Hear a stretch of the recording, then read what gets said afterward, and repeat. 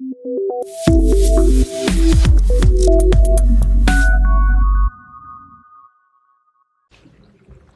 guys, welcome back to the fourth part of the log file parser C++ project.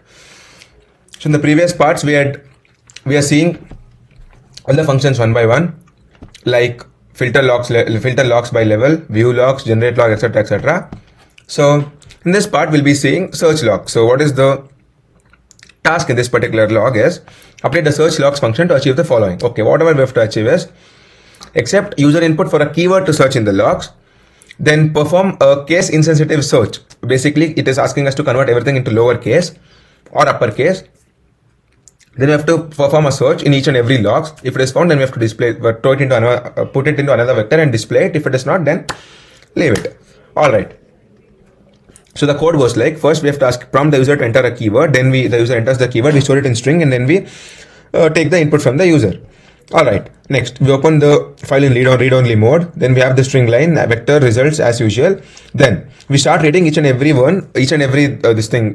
log line by line, and then we have a string called temp line and one more string called temp keyword, where we store the line and keyword whatever the user entered, followed by that particular line.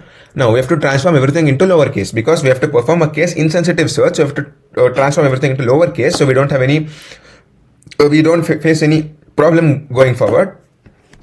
Now we have a if condition where we search for the temp keyword, whatever the keyword users entered. We start finding that in the log.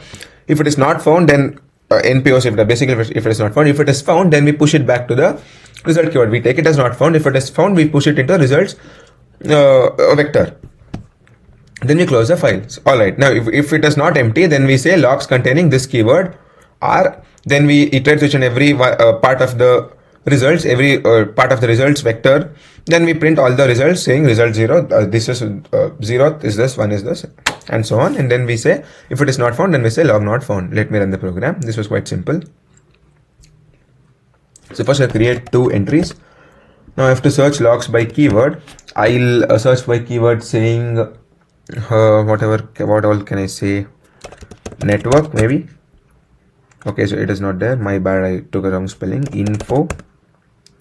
Okay, first let me see the log, so then I can ask one. Okay, disk. Disk is also an invalid option. Whatever can I enter? Okay. My option was supposed to be 4, then disk. Yeah, so you can see log containing disk is basically this particular log contains a keyword called disk. So this is how the search filter works.